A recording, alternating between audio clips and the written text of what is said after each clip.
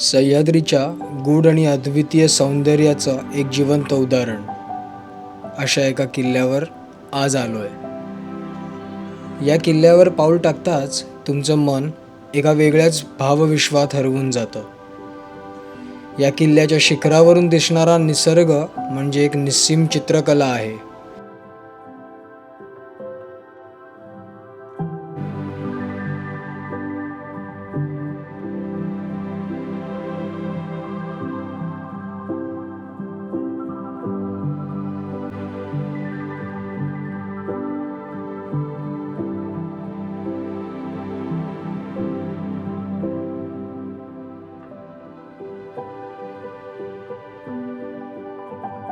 हाय मित्रांनो, मी प्रथमेश माने. मी आलो आहे रतनगडकडे. येस, आज तुम्ही मला मराठीमध्ये ऐकताय कारण खूप मित्रांचे खूप सबस्क्रायबर्स होते, त्यांनी सजेस्ट केलेलं मराठीमध्ये सुद्धा व्लॉग बनव. रिस्पेक्टिंग टू दॅट म्हटलं आज रतनगड मराठीमध्ये करू. रिसेंटली रतनगड केलेला, पण तेव्हा ज्या पद्धतीचे ड्रोन शॉट्स हवे होते तसे मिळाले नव्हते. आज पुन्हा एकदा प्लॅन केला आहे. आज माझ्याबरोबर आहे अभिषेक आणि विजय.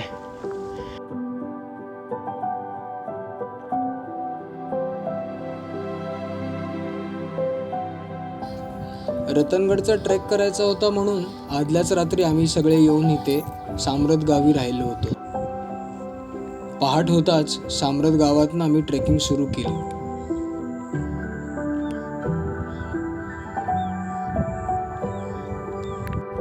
ज्या रस्त्यावरनं आम्ही हा ट्रेक सुरू केला होता, थोडे पुढे चालताच डाव्या बाजूस भंडारदऱ्याचे जलाशय दिसू लागले.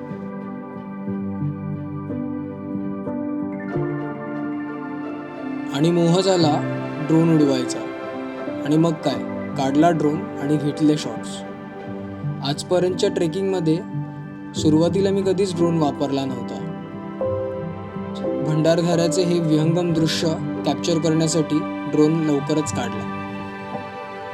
भात शेतीच्या बाजूने जाणाऱ्या पायवाटेने आम्ही ट्रेकिंग सुरू केलीच होती. आम्ही ॲक्च्युली काल रात्री आलेलो. उशिरा जवळपास 12-12:30ला पोचलो आम्ही. इथे एका ठिकाणी मुक्काम केला जिथे आधी राहिलेलो. पहिल्या व्लॉगमध्ये तुम्ही बघितलं असेल त्या ठिकाणीच राहिलेलो आजसुद्धा. लकीली विजयला जाग आली, नाही तर अजून डिले झाला असता. 5:30ला उठलो, त्यांना ब्रेकफास्ट बनवायला सांगितला आणि निघालो आहे आता रतनगडच्या बेस विलेज साम्रतमधनं.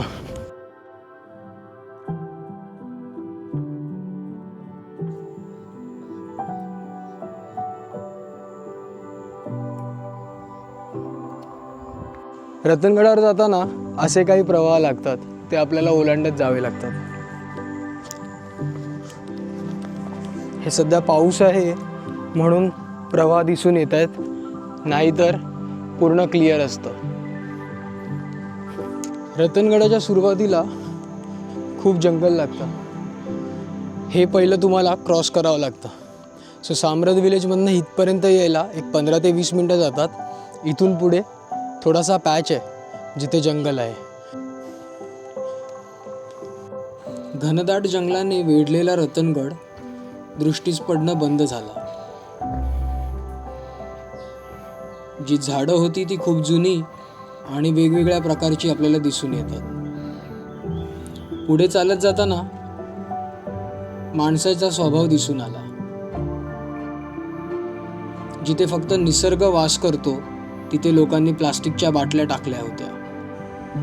आपण जर का ट्रेकिंगला येत असाल तर ह्या निसर्गाचा आदर करायला शिका, एवढंच सांगू इच्छितो. वाटेत विजयला छोटंसं खेकड्याचं पिल्लू दिसलं. जी माझी कधी हिंमत होणार नाही ती त्यांनी केली. त्यामुळे ह्या खेकड्याबरोबर थोडासा तो खेळला. जिथे आम्ही पोचलेलो तिथून खूप सुंदर दृश्य होतं. समोर दिसत होता रिव्हर्स वॉटरफॉल्स आणि त्याच्या बाजूला सांदन दरी. ही आशियातली दुसऱ्या क्रमांकाची मोठी दरी आहे. अर्ध्या तासाची विश्रांती घेतली आणि खुट्या सुळक्याच्या बाजूनी कडेकडेने परत निघालो. सध्या मी जे आहे ते सेकंड पॅचमध्ये आहे. एक पॅच कंप्लीट केला आहे. हा जो सेकंड पॅच आहे तो वर चढून आल्यावर खुट्या सुळक्याच्या बाजूनी एक पायवाट आपल्याला रतनगडाच्या त्र्यंबक दरवाजापर्यंत घेऊन जाते आणि वाटेमध्ये खूप सुंदर असं रतनगडाचं दृश्य दिसत राहतं. ह्या पॅचमधनं चालताना आपल्याला अजून एक सुंदर दृश्य दिसतं, ते म्हणजे बाणसुळक्याचं. थोडंसं पुढे जाऊन मी तुम्हाला बाणसुळक्याचे दृश्य दाखवतो. सध्या मी ज्या पायवाटेने चालत आहे ती खूप अरुंद आहे आणि आपण बघू शकता दोन्ही बाजूला गवत उगवलेले आहे. पाण्याचे छोटे छोटे झरे आहेत, त्यामुळे पायवाट थोडीशी निसरडी आहे. आता ह्या पायवाटेने आम्ही असं चालत जाणार आहे त्र्यंबक दरवाजाकडे आणि त्र्यंबक दरवाजा जो बसलेला आहे तो ह्या दरीच्या मुखावरच. खूपच कमी लोकांनी बाणसुळक्यावरती रॉक क्लाइम्बिंग केलेलं आहे आणि ह्यावेळेस मी तो दुसऱ्यांदा पाहतोय. माझी इच्छा आहे की मी त्याचा ड्रोन शॉट घेऊ ह्या अँगलनी. समोर जो दिसतोय तो दरीमध्ये बसलेला बाणसुळका. खूप कमी ट्रेकर्सनी ह्याचं रॉक क्लाइम्बिंग आणि रॅपलिंग केलेलं आहे.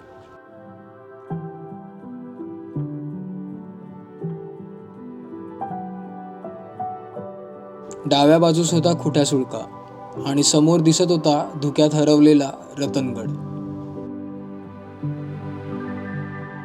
हा समोर जो सुळका दिसतोय तो खुट्याचा सुळका. हे ड्रोन शॉट जेव्हा धुकं कमी झालं तेव्हा घेतले. खूप सुंदर असा खुट्याचा सुळका दिसतोय समोर आणि त्याच्या पाठी भंडारदऱ्याचं धरण. या सुळक्याच्या कडेकडेने चालत आम्ही खिंडीत आलो आणि खिंडीतून आम्ही उजवीकडे वळालो, जो रस्ता आम्हाला घेऊन जातो रतनगडाकडे. आता आम्ही पोचलेलो खिंडीत. ही खिंड जी आहे ती रतनगड आणि खुट्या सुळक्याच्या मध्ये बसलेली आहे आणि या खिंडीत दोन रस्ते येऊन मिळतात. एक रतनवाडीकडून आलेला आणि दुसरा साम्रत गावातून. ह्या बाजूस साम्रत गाव राहतं आणि ह्या बाजूस रतनवाडी. हे दोन्ही पण बेस विलेज आहेत रतनवाडीचे आणि या मार्गाने आपण या खिंडीपर्यंत पोहोचतो.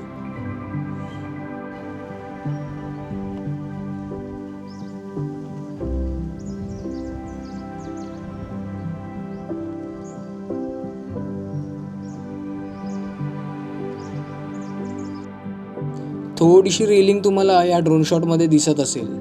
जी व्हाईट लाईन आहे ती रेलिंग आहे. त्या रेलिंगच्या मदतीने आम्ही रतनगडाकडे निघालो.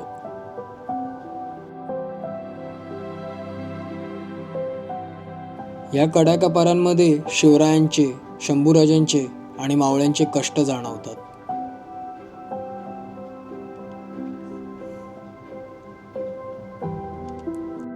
मी दुसऱ्यांदा फक्त हे अनुभवायला आलो की शिवरायांना रतनगड का एवढा आवडत होता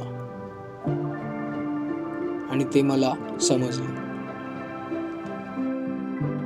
खुट्या सुळक्याला पाठी टाकत मी ड्रोन शॉट घेतले. पूर्ण 360 व्ह्यू घेतला आणि शिवरायांना शोधत आलेल्या ह्या ढगांना सुद्धा टिपलं. जसे आपण शिवरायांचा पराक्रम, शिवरायांच्या आठवणी शोधत या गडकिल्ल्यांवर ट्रेकिंग करत येतो, तसेच असं वाटलं हे ढग शिवरायांच्या किल्ल्यांना स्पर्श करून जातात. ते सुद्धा शिवरायांना शोधण्यासाठी इथे येतात. सह्याद्रीचे हे डोंगर मावळ्यांच्या पराक्रमाने मोठे झालेत, शिवरायांच्या पराक्रमाने मोठे झालेत, शंभूराजांच्या त्यागाने मोठे झालेत आणि त्याच आत्मविश्वासाने ते आजही या वाहणाऱ्या ढगांना धडक देतात. या ढगांना सुद्धा रोखण्याची क्षमता ठेवतात. कोण म्हणतं हे फक्त गड होते? हे तर खरे शिवरायांचे मावळे आहेत, जे आजही ताठ मानेने शिवरायांची आठवण सांगतायत.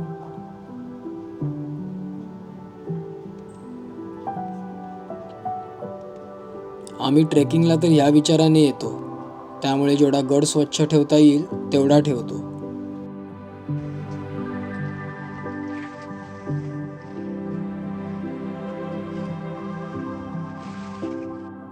वरतून दिसणारा भंडारदारा खूपच सुंदर आणि मनमोहक दिसू लागला होता, कारण ढगांची चादर थोडीशी दूर लोटली होती किल्ल्यापासून. सोनकीची बहर कमी झाली होती, कारण तुम्ही पहिल्या व्लॉगमध्ये जर का पाहिलं तर खूप सोनकीचे फ्लावर बेड्स तुम्हाला दिसतील, पण आज खूप कमी झाले होते ते.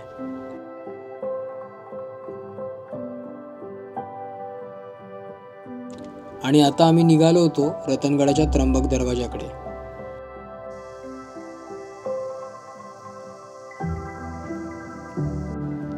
या माझ्या पाठीमागच्या पॅचमध्ये खूप असे खेकडे नजरेस पडले, जे जमिनीवरती चालत होते.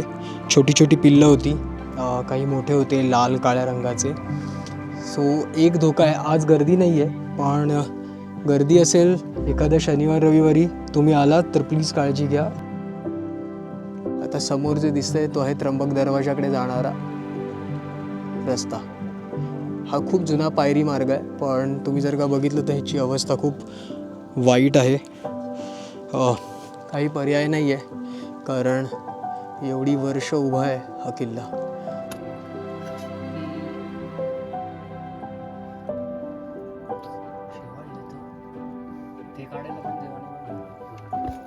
तो खातोय बघ कसा एक खोबडीत बसून. एवढ्या वर्षांपासून जे मावळे इथे धारातीर्थ पडले होते, जे पळत चढले होते गड घेण्यासाठी आणि गड राखण्यासाठी, त्या पायरीचे दगड आता एकमेकांची साथ सोडत होते. बघून खूप वाईट वाटलं, पण पर्याय नाही आहे, कारण जवळपास 600-700 वर्ष जुना इतिहास असलेले हे किल्ले टिकणार तरी किती दिवस. सो जर का गड किल्ले तुम्ही फिरायला येणार असाल तर नुसते फिरायला येऊ नका, थोडंसं ॲनालाइज करा, थोडासा अभ्यास करा.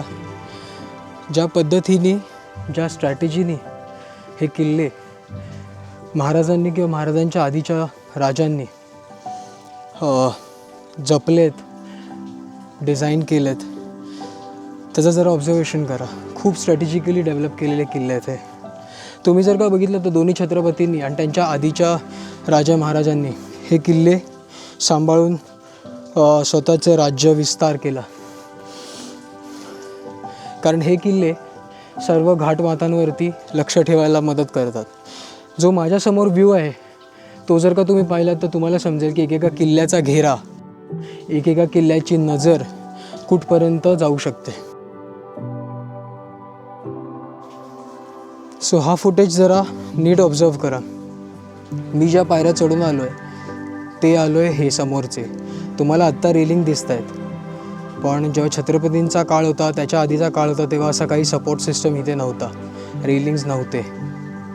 नीट जर का पाहिलं तर ह्या पायऱ्या ज्या आहेत त्या एका कातळात कोरलेल्या आहेत, पण त्या अशा कोरल्या आहेत की लांबून तुम्हाला त्या नजरेस पडत नाहीत, कारण किल्ल्याच्या तळाला खूप मोठं जंगल आहे, त्यामुळे वाट लवकर सापडणं तर खूप अवघड आहे. ह्या पायऱ्या अशा असल्यामुळे, रस्ते सापडत नसल्यामुळे छत्रपतींच्याच काळात नव्हे तर छत्रपतींच्या नंतर इंग्रजांच्या काळामध्ये जे काही रेव्होल्युशनरीज होते त्यांनीसुद्धा ह्या किल्ल्यांचे आश्रय घेतले, जेणेकरून नंतर इंग्रज अधिकाऱ्यांनी एक्झाम्पल जनरल प्रॉथर, त्यांनी 1818मध्ये अशा काही कातळकोरी पायऱ्या सुरुंग लावून फोडण्याचं कामं केली. तो जीवधन किल्ला असेल, रतनगड असेल, डॅमेज्ड आहेत थोडेफार पायऱ्या. आणि अजून एक गोष्ट, स्ट्रॅटेजिकली हे दरवाजे इतके होते की लोकांना तर सापडत नव्हते, पण जो हा मार्ग आहे तुम्ही पाहू शकता वरती, त्र्यंबक दरवाजाच्या आधीचा एक दरवाजा दिसतो, ह्या दरवाजानंतर त्र्यंबक दरवाजा आहे, पण ह्या ज्या पायऱ्या कोरलेल्या आहेत त्या पाण्याच्या ओघळीमध्ये कोरलेल्या आहेत.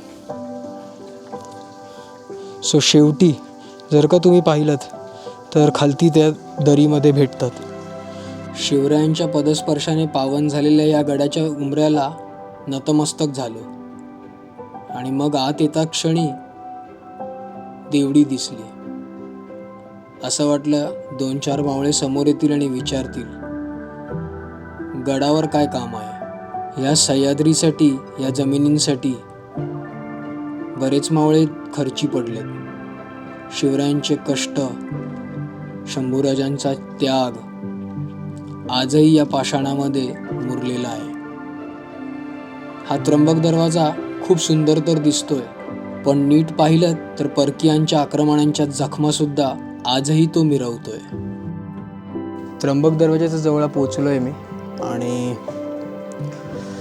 खूप वाईट वाटतं जेव्हा आपण बघतो की इथले जे मुख्य दरवाजे आहेत त्यांची आजची अवस्था पाहिल्यानंतर. हा खालचा जो दरवाजा दिसतोय त्र्यंबक दरवाजाच्या आधी लागतो, त्याची जी आज परिस्थिती आहे ती खूप बेकार आहे. आणि त्याचं कारण पण तसं आहे, कारण का ब्रिटिशांच्या काळामध्ये ह्या किल्ल्यांवरती यायला बंदी होती. जे रेव्होल्युशनरीज होते ते लपायचा अड्डा म्हणून हे बनवत होते, हाईड आऊट बनवत होते. पण त्याच्यानंतर जेव्हा एक एक रिव्होल्युशनरी पकडले गेले, किल्ले बंद केले गेले, तेव्हा पावसामुळे मोठे मोठे दगड, चिखल इथे साठत गेले. आणि ते साठत गेल्यामुळे जे मोठे दगड आले त्यांच्या स्पीडमुळे किंवा त्यांच्या इम्पॅक्टमुळे हे दरवाजे, हे त्यांचे जे उंबरे होते, जे हिंजेस होते, जे मेन दरवाजे होते ते सगळे डॅमेज होत गेले. हे दरवाजे एका पाण्याच्या ओघळीवरती डिझाईन केल्यामुळे जे पाणी वाहत जातं त्याच्या त्या फ्लोमुळे चिखल आणि मोठे दगड येत गेलेत आणि त्याच्यामुळे ह्यांचं डॅमेज झालेलं आहे. सो स्ट्रॅटेजिकली डेव्हलप तर केले हे किल्ले, पण ज्या पद्धतीने मेंटेन व्हायला पाहिजे होते कालांतराने ते झालेले नाही आहेत. बऱ्याच वेळा शिवराय इथून आले असतील, गेले असतील. शिवरायांचा रुबाब पाहिला असेल, मावळ्यांचा कणखर बाणा पाहिला असेल. खूप नशीबवान आहे हा त्र्यंबक दरवाजा. आणि हा विचार करून मन शांत होतं.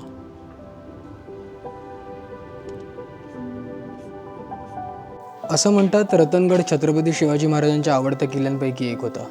आणि काही हिस्टॉरिकल इव्हेंट्स असे आढळतात ज्याच्यामध्ये असं म्हणतात की छत्रपती शिवाजी महाराज जेव्हा सुरत लुटून आले, लुटून नाही म्हणायला पाहिजे ते आपलेच सोनं होतं ॲक्च्युली, जे आपण परत घेऊन आलो मुघलांकडून. तर वाटेवरती रतनगड लागत होता त्यांच्या. सो आराम करण्यासाठी ते ह्या किल्ल्यावरती आलेले. आणि नंतर आपल्याला जो दिसतो तो लोहगड. सो सुरतच्या लुटीमध्ये हे 2 किल्ले प्रामुख्याने दिसून येतात. दुसऱ्या स्वारीमध्ये धोडप किल्ल्याचं नाव येतं. त्र्यंबक दरवाजाची रचना जर का तुम्ही पाहिली तर एका कातळ कोरीव दगडामध्ये, पाषाणामध्येच हा कोरलेला आहे. पण ह्याची जी रचना आहे ती गायमुखी आहे. इथे आपल्याला तो टर्न दिसतो, जेणेकरून गनिम जर का कधी हल्ला करायला आला तर त्याला उजवी की डावी बाजू मेन एंट्रन्सची ती लवकर दिसून येत नाही. ह्यासाठी गायमुखी दरवाजाची डिझाईन पूर्वीच्या किल्ल्यांमध्ये दिसून येते. मग ती रायगड असो, जीवधन किल्ला असो किंवा रतनगड. हा वरतून टिपलेला त्र्यंबक दरवाजाचा ड्रोन शॉट.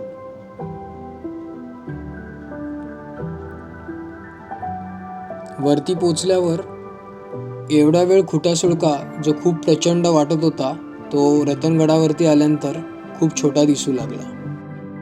रतनगडावर त्र्यंबक दरवाजाने वरती आल्यावर सगळ्यात पहिले दृष्टीस पडते ते नेढे. ही खासियत म्हणता येईल रतनगडाची. वाऱ्याच्या वेगाने हे तयार झालेले नेढे बऱ्याच लोकांना आकर्षक वाटते. आणि ते पाहण्यासाठी अभिषेक जाऊन पोचला नेढ्याला आणि नेढ्याच्या नंतर वरती.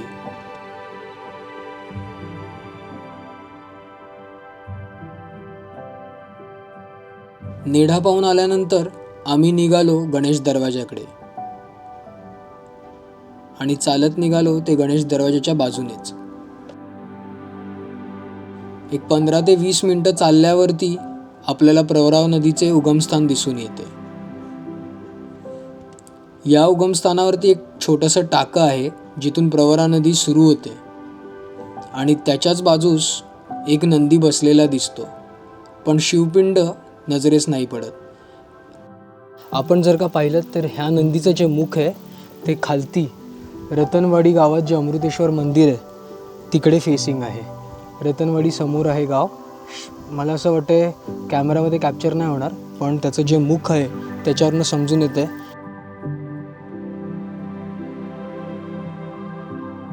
झांज राजांनी त्याच्या राज्याच्या काळामध्ये 12 मंदिरं बांधली, ज्याच्यामध्ये खिरेश्वरचं पण महादेवाचं मंदिर आहे आणि रतनवाडीचं अमृतेश्वर. प्रवरा नदीच्या उगमस्थानाकडून निघाल्यानंतर एक 15 ते 20 मिनटं चालल्यावर आपण पोचतो गोल बुर्जाकडे. गोल बुरुजाकडून खाली आल्यावर कात्राबाईची घळ, कात्राबाईचा डोंगर दिसून येतो, ती दरी दिसून येते. सो आत्ता आम्ही जिथे उभे आहोत तो आहे कडेलोट पॉइंट.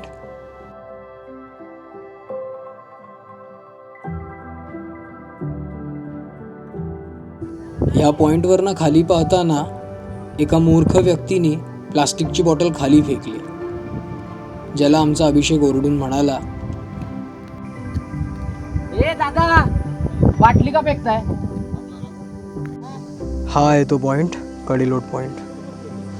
सो आत्ता सध्या पाणी साठलं आहे, पण समोर जे दिसतं आहे ते कात्राबाईची घळ, कात्राबाईचा डोंगर आणि खूप सुंदर व्ह्यू आहे. दरी आहे पूर्णपणे. जर का पाहिलं तर इथे असं म्हणतात की माणूस उभा राहायचा आणि तो ज्याला शिक्षा सुनावली आहे त्याला वरनं ढकलायचा. सो असं म्हणतात की इथून कडेलोट व्हायचा, त्यामुळे ह्या पॉईंटला कडेलोट पॉईंट बोलतात. जो व्ह्यू आहे इथून खूप सुंदर आहे, पण काळजी घ्या जेव्हा तुम्ही इथे येता, कारण का खूप मुलं इकडे मस्ती करताना दिसतात, पण खूप रिस्की जागा आहे. मी सुद्धा खूप सांभाळून चालतो आहे. आपल्या जीवाची काळजी आपल्यालाच घ्यायची असते. सो समोर बघितलं तर खुटा दिसतो, तिथून आम्ही चालत चालत साईडने आलेलो होतो. इथे गणेश दरवाजा आहे, इथे गोल बुरुज आहे. गोल बुरुज अजून बघायचा बाकी आहे, सो तो आपण बघूया.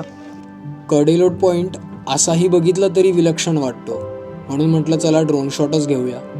आणि पाहिला तर खूप सुंदर असा डिझाईन केलेला कडेलोट पॉईंट दिसून आला ड्रोनमध्ये. आता आपण जातो आहे गणेश दरवाजाकडे. गणेश दरवाजा खूप सुंदर आहे, पण छोटा आहे त्र्यंबक दरवाजापेक्षा. आणि इथे आपल्याला खूप सुरेख अशा नक्षी दिसतात, मूर्त्या दिसतात. देवीची मूर्ती आहे आणि ह्या बाजूला पण एका देवाची मूर्ती आहे. इथे अजून एक नक्षी दिसते, खूप सुंदर आहेत. त्याचा अर्थ काय आहे ते माहिती नाही, पण काहीतरी शास्त्र नक्कीच असणार. आणि खूप सुंदर असा गोलाकार दरवाजा कोरलेला आहे. ह्या साईडला पण नक्षी आहे. इथे स्टार सारखं दिसतंय, तर इथे फुलासारखी डिझाईन दिसते, वेलींसारखी डिझाईन दिसते. एवढंच नाही तर आपल्याला इथे सुद्धा नक्षी दिसतात. हा दरवाजा खूप कोरीव वाटला मला. इथे मारुतीची मूर्ती आहे आणि इथे गणपती आणि रिद्धी सिद्धी असतील त्यांची मूर्ती आहे. या दरवाज्यातनं खाली उतरल्यानंतर समोरच आपल्याला रत्नादेवीचं मंदिर दिसतं, देवस्थान दिसतं. सो आपण आता गोल बुरुजमध्ये आलो. खूप सुंदर आहे गोल बुरुज, पण कधी आतमधनं एक्सप्लोअर नव्हता केला. पण सगळी दुर्दशा झालेली आहे. ज्या खिडक्या आहेत जिथून एका काळी दुश्मनांवर लक्ष ठेवायचे, ते सगळं पडझड झालेली आहे. असं वाटलं हा गोल बुरुज शेवटचे श्वास घेतोय. या गोल बुरुजाची जर का दुरवस्था आपण थांबवली नाही तर कालांतराने हा गोल बुरुज ढासळेल आणि इथे फक्त सांगायला राहील तो म्हणजे मावळ्यांचा गोल बुरुज. याचं जे लोकेशन आहे, गोल बुरुज जिथे बनवलाय तो सगळीकडे नजर ठेवण्यासाठी बनवलाय. या गोल बुरुजावरनं आपल्याला गणेश दरवाजा दिसतो, कल्याण दरवाजाही दिसतो व खालच्या दरीतली हालचाल सुद्धा टिपता येत असेल. बाकीच्या गडावरच्या बुरुजांसारखे ह्या बुरुजाला सुद्धा जंग्या आहेत. या ड्रोन फुटेजमध्ये एका बाजूला कडेलोट पॉइंट, गोल दरवाजा आणि काही टाके दिसतात. अप्रतिम आणि विलक्षण असा रतनगडाचा हा डोंगर सह्याद्रीचं खरंच एक रत्न आहे.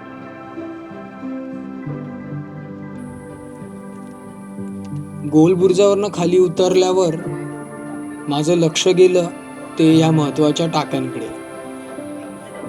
ह्यांचा आकार पाहून एवढं तर समजलं हे गडावरचे महत्त्वाचे टाके आहेत, कारण ह्या टाक्यांच्या वरच्या बाजूस वाड्यांचे चौथरे आजही नजरेस पडतात. या ड्रोन शॉटमध्ये जिथे मी चौकोन आखलेला आहे तिथे माझ्या दृष्टीस पडले ते चौथरे. या चौथऱ्यांचा आकारही खूप मोठा आहे. हा असला तर मोठ्या माणसासाठी राहण्याचा वाडा असेल किंवा किल्लेदाराचा वाडा, हे तर नक्की. आणि जर का शिवराय इथे आले असतील तर मला असं वाटतं की इथेच राहिले असतील, कारण पूर्ण किल्ल्यावर दुसरीकडे कुठेही अशी वास्तू दिसून येत नाही. ढगातून खाली उतरवताना ड्रोननी टिपलेला त्र्यंबक दरवाजा, नेढे आणि थोडीशी पायवाट पाहून खूप मन सुखावलं.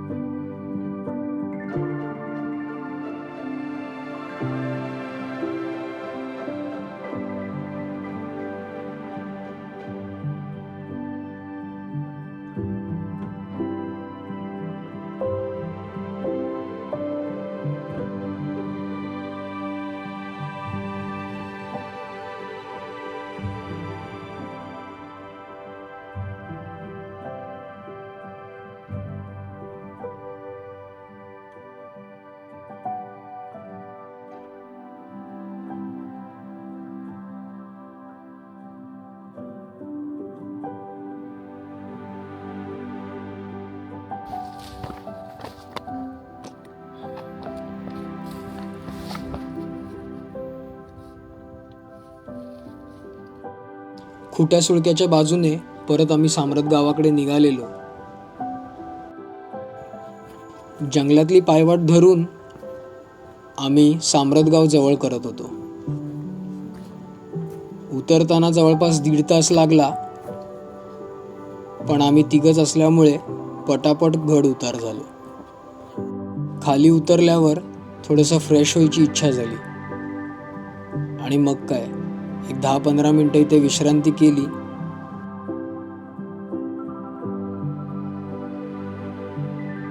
भात शेतांमध्ये चालण्याची मजा काही औरच. हिरवीगार चादर ह्या भात शेतीची खूप मोहक वाटते आणि त्याचबरोबर पाठी सोडलेला रतनगड दृष्टीस पडतो.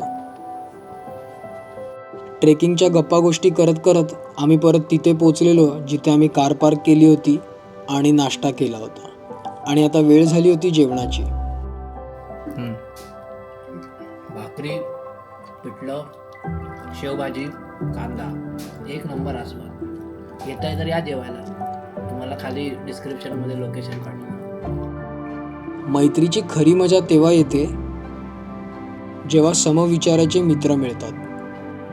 आणि आमचा विचार तर या रांगड्या सह्याद्रीचाच होता. आणि जाता जाता हा शेवटचा ड्रोन शॉट घेतला, एक आठवण म्हणून.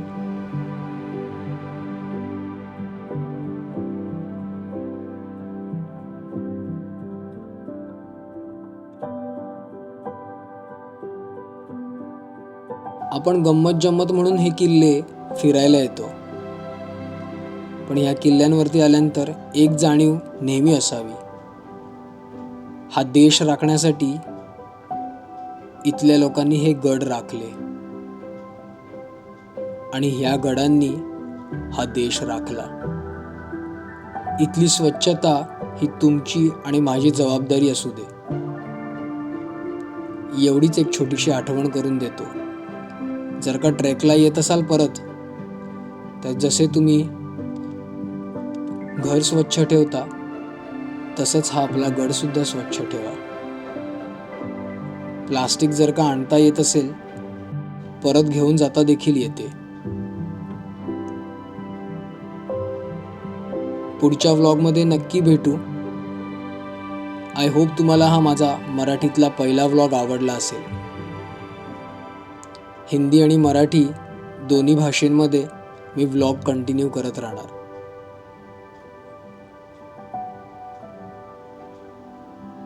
भेटूया पुढच्या व्लॉगमध्ये. तोपर्यंत नेहमीप्रमाणे जय भवानी, जय शिवराय.